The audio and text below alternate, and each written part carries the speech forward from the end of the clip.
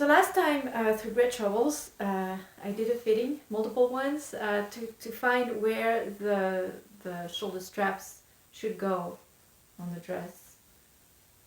There they are.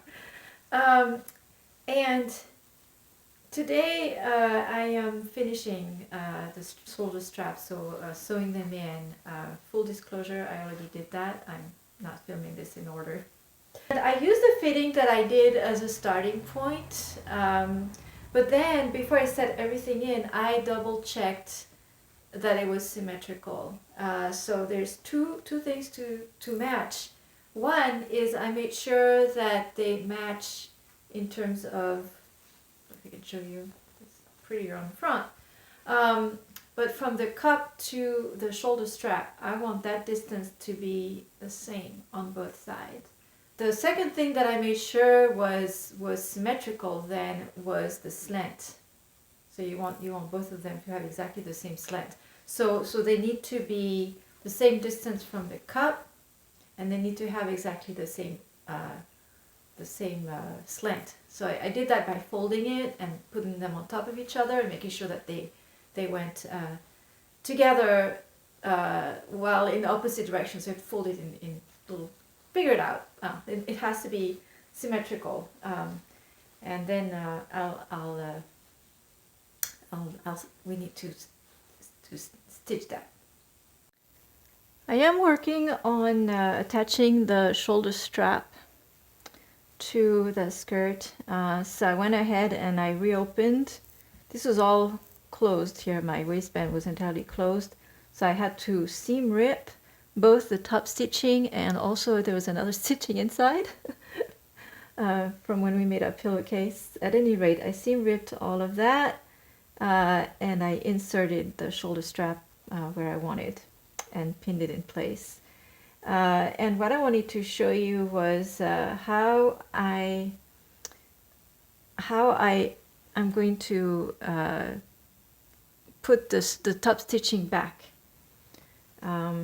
So actually you want to look at it from the, this is the front of the skirt. So what we want to take this top stitching and put it back essentially, and do it as seamlessly as we can. So what you want to do is to put it on your machine. And you need to have knowledge of how your machine functions to do this. So the foot has, yours might be different, but foots have different landmarks on them. There are slits, and mine also has a little notch. This little notch, I think, is supposed to indicate where the needle hits, but it's not right. So maybe it does something else. I don't know what it does. So you need to at least know where your needle hits. So I have some knowledge of that. I'm using my little notch as a reference point, and I know my needle hits 2 millimeters to the left of that. You can also check by putting your fabric underneath. Lower the foot so that you can see your line of stitching. So you want to start a little where you already have stitching. Lower your foot, see where the stitching is. At this point it's okay, I'm a little slanted, I'll put it straight. And you want to lower the needle and see where it hits, and don't go in the fabric, just see. And I can see I'm a little off. So I'm going to move my fabric a little bit and try again. Okay, now it's hitting where it's correct. So now it's time to do the orientation a little better. Okay, and I'm going to go in like that. Now that I know where I'm supposed to be. Okay, so the key is to lower your needle, so just so it touches, so you know where it's gonna go. Don't put it in, but just lower it so you know where it's gonna go. And so now I know that I am gonna start right on my original stitching, which is good. I'm gonna use the correct stitch length, and start. And you don't want to do any back stitching because that will it won't be seamless if you do any kind of back stitching. So we're gonna start like this and go slow. This is not some where you want to go fast. You want to go slow on this.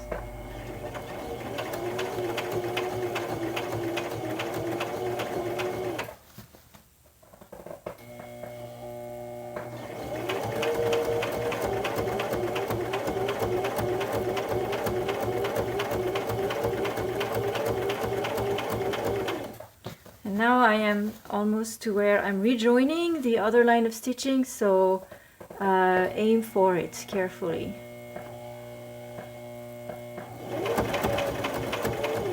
And as soon as you got it, yeah, once more, and that's it. And again, no back stitching. I'm just gonna go ahead and remove this and leave some long tails because you will want to secure this with hand stitching, so you need enough thread to do that. So now I've I rejoined it. I did a really good job on this one. You can't tell. This is where the junction is, and you simply can't tell. So if you use that method, it's actually it works really well. But now I want to tuck those, I want to secure this because we did not do any back stitching, and I want to do this invisibly.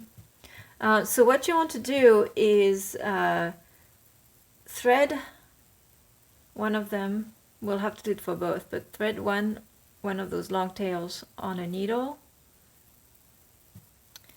And you want to thread it to where you bring the thread in between the two layers. So I'm going to stick it in and I want to bring it out right in between the two layers.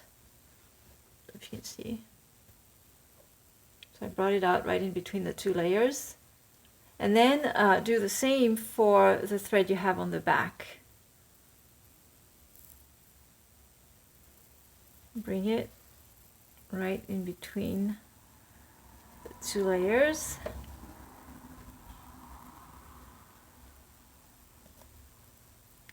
And we want to tie those together. You can do one knot or two if you're really paranoid. And then we want to tuck in those ends. Just go in right in between the two two pieces of fabric that make up that waistband. Make sure you don't come out on either side until you decide that it's time. And then so go some length. I went so right in between the two layers, and now I'm coming back out. Whether you do this on the front side or back side does not matter, because what we're going to do is we're going to pull this out all the way, and then you cut it close to the fabric, tug a little, and now that thread is inside and you won't see it again. So we're going to do the same for that second thread. The shoulder straps are secured in the back, nice and finished. Now I'm going to do one more fitting. So this is my last chance to get this exactly right. So I'll put this on, and I'm going to have to adjust in the front. I hope that would be minor adjustments in the front to make sure that it hangs exactly the way I want it.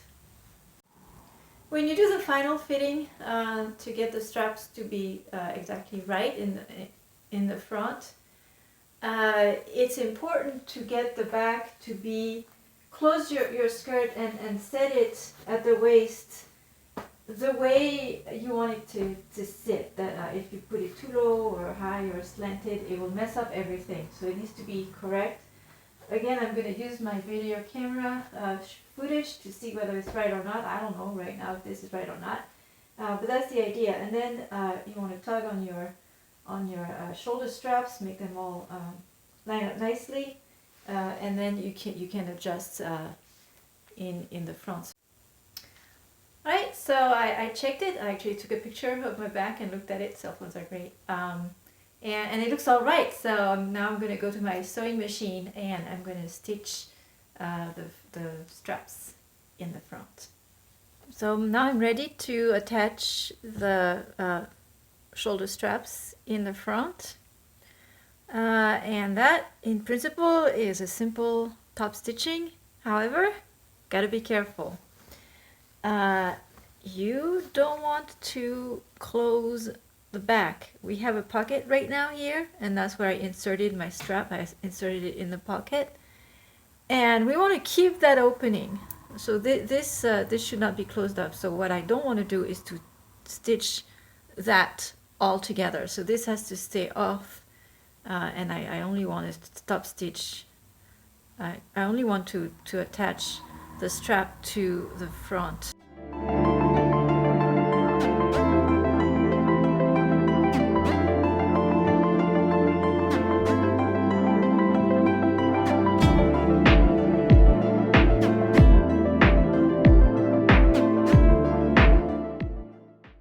Shoulder straps are all finished.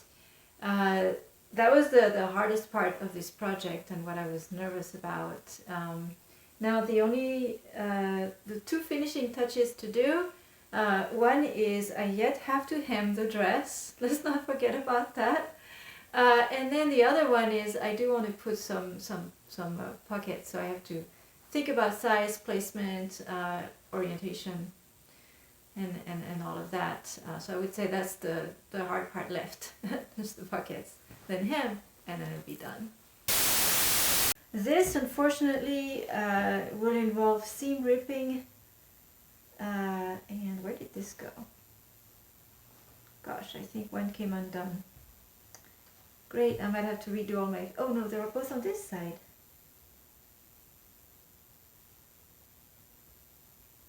Shouldn't be.